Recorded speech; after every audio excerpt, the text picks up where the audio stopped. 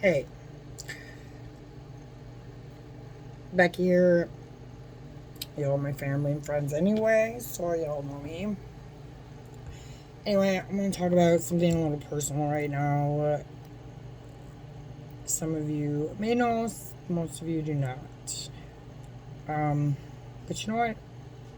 It needs to be said because the stress at this point is just overwhelming. The stress at this point is taking a toll. The stress at this point is just beyond, okay? May 6th of this year, my beautiful, amazing Johanna Jean was still 6 years old, came to me and told me that her 12-year-old stepbrother, well, her half-brother, my stepson, her 12-year-old half-brother molested her. Yeah. When asked if he had done it, he admitted it. Didn't know why he did it. Whatever. Is what it is. I was badgered because I called the police by his mother. His stepfather, his mother's husband, threatened my husband for going to the cops. Little did he know I had already called the cops. And so the process began. For the record, the Clintonville Police Department have been amazing to my daughter.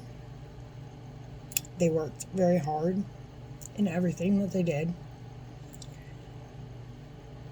That's pretty much where everything ended. Waupaca County Court is a joke. A joke. My daughter sits every day and has nightmares. Refuses to talk about her feelings. She won't talk about her nightmares. She won't talk about her feelings. She'll tell you her day is great. That's it. She had a great day. If anybody who knows Johanna, she is like me. She is the most open book on the planet. She will tell you anything about everything to a complete freaking stranger. She doesn't care. She is the most open human being on the planet.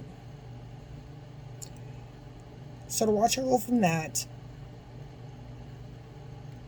to this is heartbreaking. To sit, nothing is more killer than watching your child sparkle dim on a daily basis and not know what to even say to her or what to do.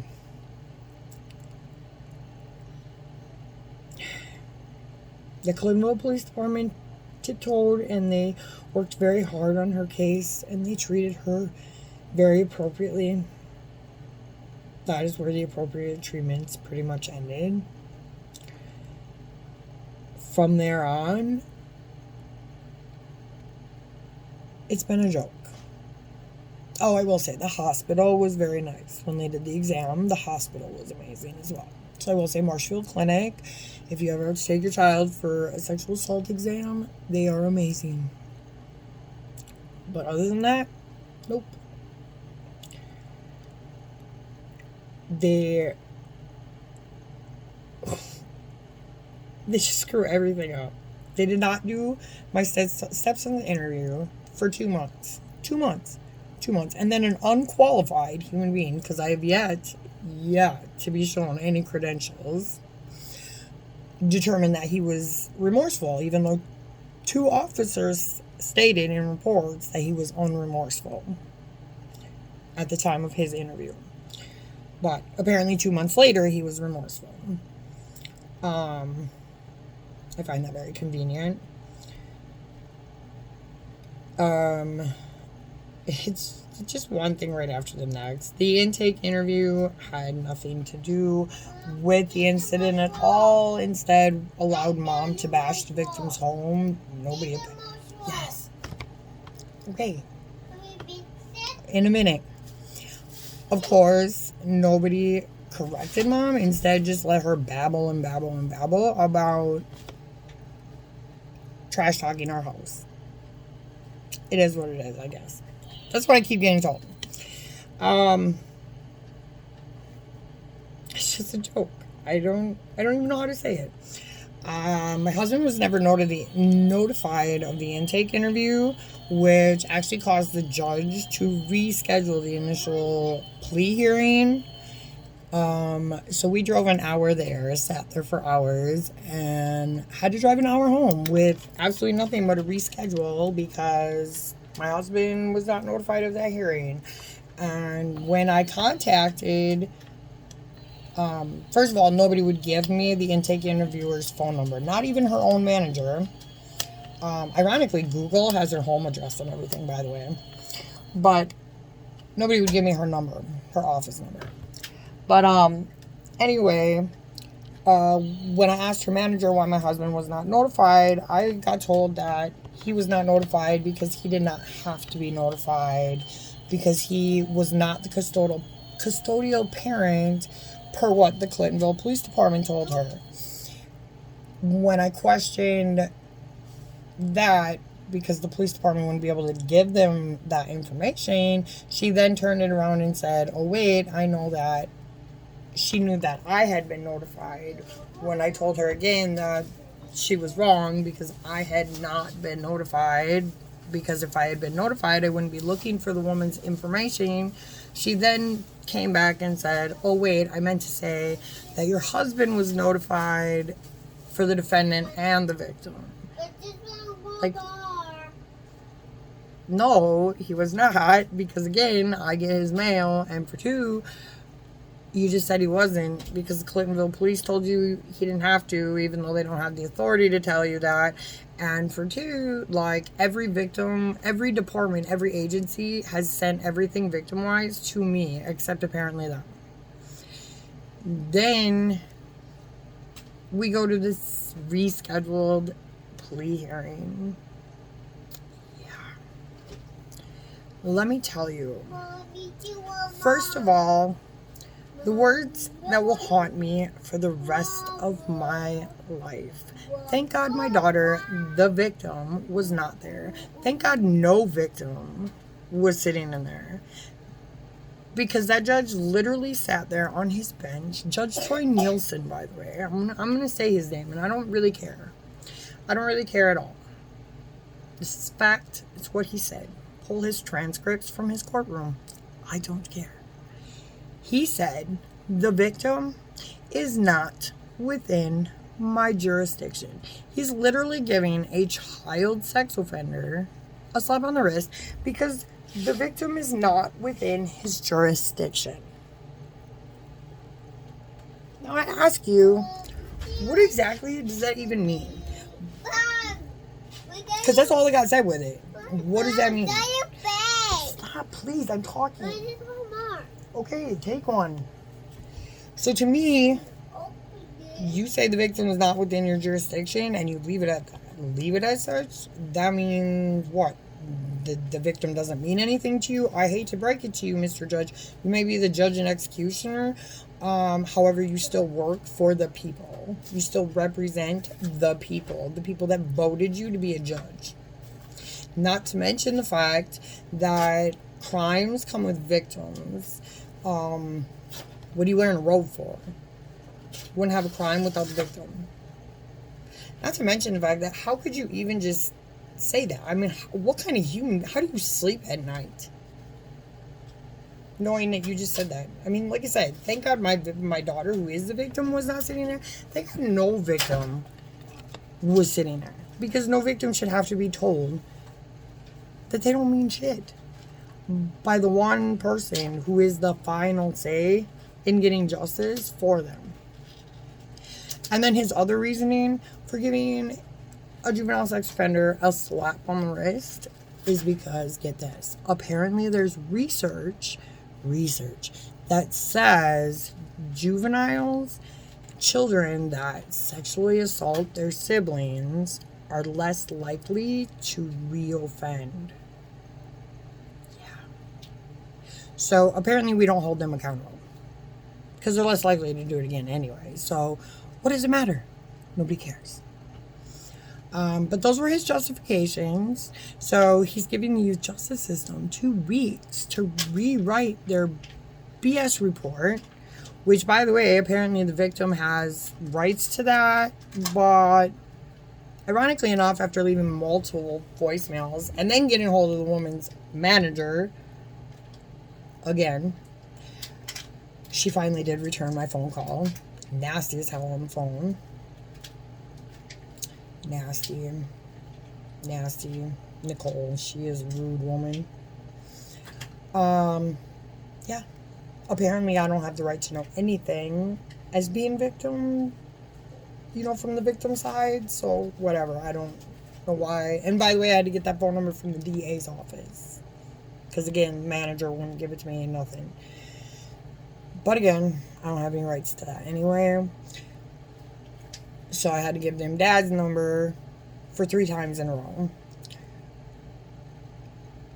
So, yeah. Oh, and then I forgot to tell you the biggest clincher. So apparently throughout this whole thing, mistakes have been made constantly. That's all I keep getting told. Mistakes were made. Mistakes. It's being addressed. It's okay. Mistakes were made. It's being addressed. Blah, blah, blah. It happens. Oh my God. Talk about losing your shit. I'm not even kidding you. At that hearing, I get told that I will never probably get answers to my questions, but I should be happy because that mistakes, I still have yet to be told what these mistakes are, but the mistakes that have been made in my daughter's case are being turned into new policies and procedures to help children in the future not end up cases like Johanna. Great. So, yay for the kids in the future. They won't get fucked like my daughter did. What about my daughter now? Who doesn't sleep at night? Who won't talk about her feelings? Who literally had her rights taken away from her.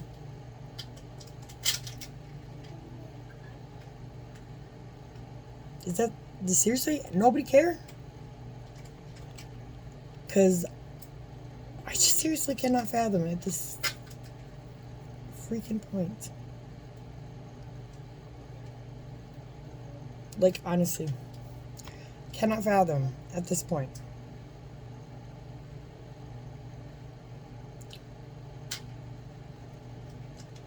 Oh, and by the way, Waupaca County does not, the state does have like locked facilities like Lincoln Hills. They even have locked juvenile treatment facilities for juvenile sex offenders, such as like Hami Home and places like that. Okay, that specify for treatment of juvenile sex offenders. Okay. Waupaca County does not utilize them. Waupaca County only believes in the theory of rehabilitation, not in a theory of accountability. Yeah. Let that sink in. I have never been disgusted in my entire life. We are literally looking at maybe a year, him going to counseling for a year. Yeah. Counseling for a year. Oh, maybe some kind of evaluation being done. And that's about the extent of life. So he can get help, Let him get help. In case he ever runs into his sister again, she can know that he's been cured. He better never run into my daughter again.